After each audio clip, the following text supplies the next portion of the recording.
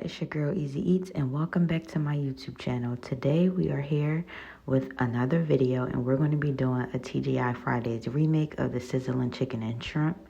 I'm so excited to be filming this video, guys. This came out so good. It was super easy to make and I know you'll love it. So make sure you get a close look of all the ingredients you need. You can screenshot it, whatever you got to do. I'll also be sure to put it in the description box, but let's get right into it.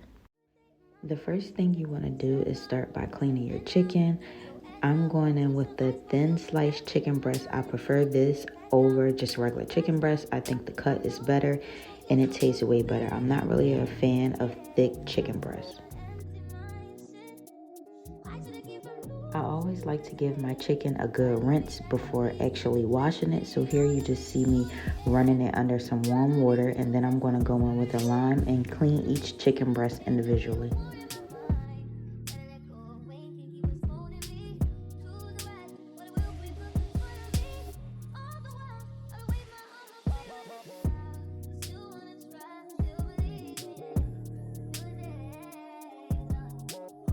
Once you are done cleaning your chicken with the lime, you just want to give it another good rinse just to ensure that all the lime juice is off the chicken.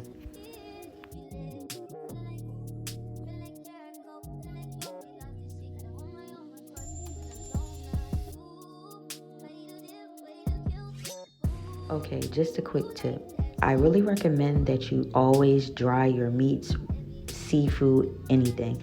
Whether it's fish, chicken, salmon, or shrimp, it needs to be dry. Just so when you cook it, it won't produce as much water. And when you are seasoning your food, the seasoning will stick better. So here you just see me going through and drying all my chicken breasts. I also prefer this method because anything that I didn't get off during the cleaning process, I can be sure to get off with the paper towel. Okay guys, let me put you on something. I received this package from Chelsea's Bistro, and let me tell you, this seasoning blend is amazing, okay? And let me just say, this is not a sponsored video. I actually really love this stuff. It met all my expectations, from delivery to me using the actual product to cook my dinner. It was amazing. Everything was so good. What I love most about this seasoning blend is that it has no preservatives and also is all purpose. So you can use this for a full meal like I did today in this video. Guys, I'll be sure to tag her Instagram and link her website below, but you have to get it. And look how cute this spoon is. I'm so excited to be opening this. It goes right with my kitchen aesthetic, so I cannot wait to use it, guys. And look, it's filled to the top and the colors are just wonderful. Okay guys, back to cooking. So now I'm going to go in with my all-purpose seasoning blend and I'm going to season my chicken. So I went in about 3 times with this seasoning blend just to ensure that the chicken would be fully coated. And guys, I must say this blend added the perfect color to my chicken breast. So I'm just going to follow up and go in with this cracked pepper and garlic seasoning just on the chicken. I also went in with some canned Italian dressing. You want to be sure to let your chicken marinate for at least 30 minutes.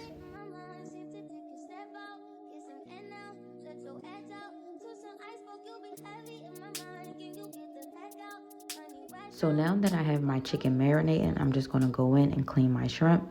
I'm also going to peel them, so I'm just going to speed up the skit, but I will be leaving the tail on.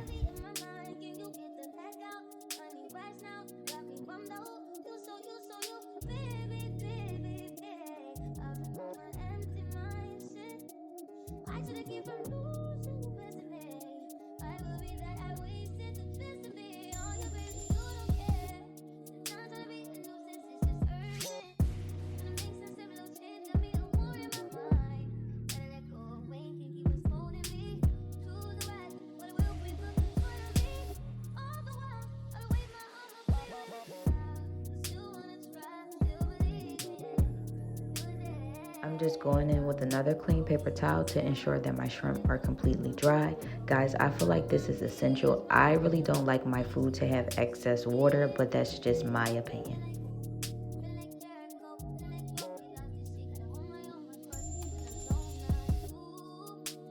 Once my shrimp are completely dry, I'm going to go in with that all-purpose blend again. I'm just going to ensure that my shrimp are fully coated. I'm also going to follow up with some lightly dried parsley.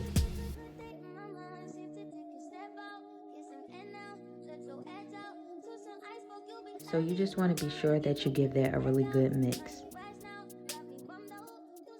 I'm going in with about 5 to 6 russet potatoes, and I'm just going to cut them into fours. I did clean my potatoes off camera, so just make sure before you begin to cut them that you clean them thoroughly.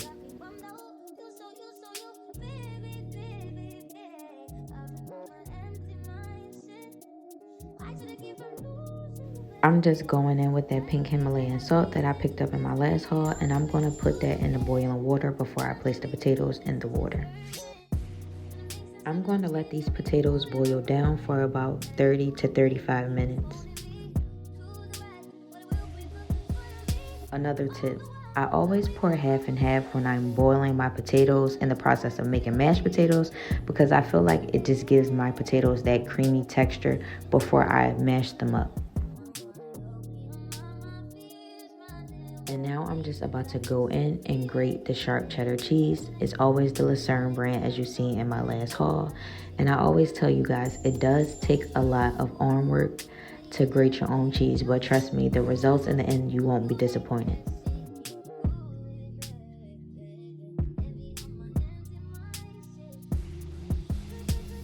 Nice and fresh. And whatever you don't use, you can always just package it up and put it in your fridge, just how you would do regular shredded cheese. So I'm just going in and I'm going to dice all my peppers and onions up fajita style.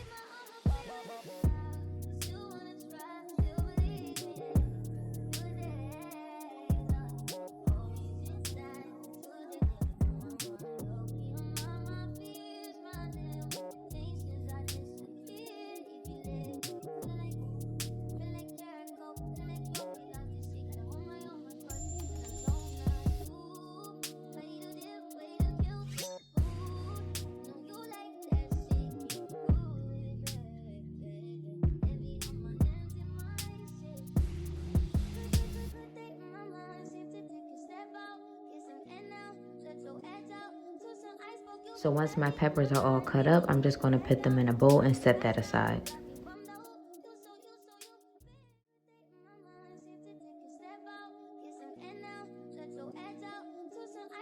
Now I'm just going to go ahead and cut my scallions, and I'll sit this in a bowl and set this aside as well.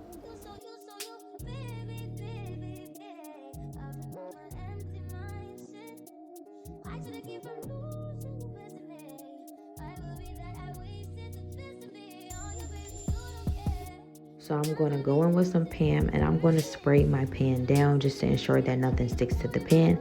And I'm also going to follow up with some olive oil. I will link down below where I got this griddle from, but I do suggest that you use one just so your chicken can have the perfect grill marks. So as you can see, my pan is really hot, so I'm just laying my chicken breast on an angle, and this is the key to getting the perfect grill marks. So another key is to also wait until your griddle gets very hot, just so you don't have to overcook your chicken. So I cooked it for about 2 to 3 minutes on each side, and I just followed up with some smoked paprika, and my chicken had the perfect color.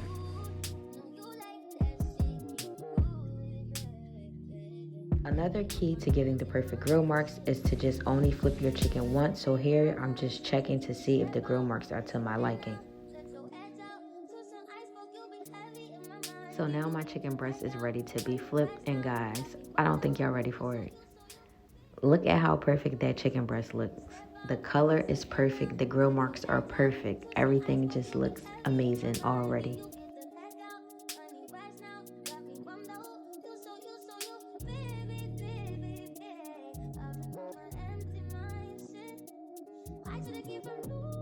Once my chicken is all done, I'm just going to go in on that same griddle and I'm going to cook up my shrimp. This doesn't have to cook for too long because you don't want to overcook them. So I'm just going to cook them for 2 to 3 minutes and be sure to flip them in between.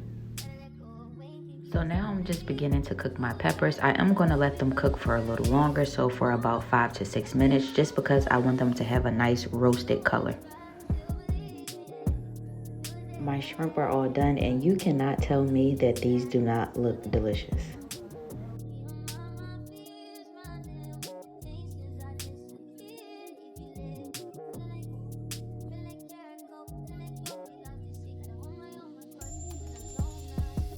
So this is how my peppers came out. As you can see, they're not too dark, but some pieces are a little crispy than others, and that's the way I like mine.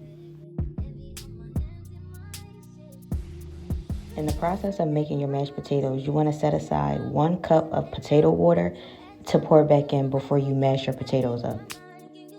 As you can see, this made the process of mashing my mashed potatoes very quick and easy. So I'm going to mash these potatoes up until there are no large lumps in them. I'm also going to go in with some half and half and heavy whipping cream as I go. I'm going to go in with some whipped cream cheese, and I'm also going to take my hand mixer and I'm just going to mix these potatoes up. And this is just going to give my potatoes a creamier, smoother finish. So if you do have a handheld mixer, I do suggest that you use it on the highest level just to get the exact consistency that you want for your mashed potatoes. So now I'm going to take my pan and spray my skillet. I just want to make sure that it's fully coated. I am going to go in with that fresh grated cheese and I'm just going to place this at the bottom of the skillet. I'm going to place the skillet in the oven on broil for about 1 to 2 minutes just to let the cheese melt. This is how it should look once it comes out the oven. And now I'm just going to go in with the ice cream scooper just to plate the mashed potatoes exactly the way I want them.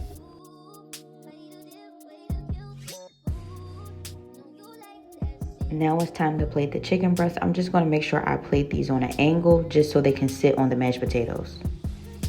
So now I'm just going in and plating my roasted peppers. Just a side note, I didn't use all the peppers that I cooked, so you guys can just eyeball to see how much you need to use. And then I'm just going in and I'm plating the shrimp directly on top of the peppers. Now we're just going to take those scallions and garnish our mashed potatoes. Now let's be honest, what is a dish without parsley? I use parsley on everything, you probably can tell if you follow me on Instagram, but guys, the outcome of this dish came out exactly how I imagined. So at the bottom, I'm just going to insert a picture of the original dish so you can see how it looks and compare the two. Guys, if you make this recipe, don't forget to tag us at easyeats__ so we can repost your work. And you know the routine. Don't forget to like, comment, and subscribe. Actually, comment below and let me know what remake recipe you want to see next. And guys, as always, thank you for all the support, and I will see you next video. Ooh, la, la, la.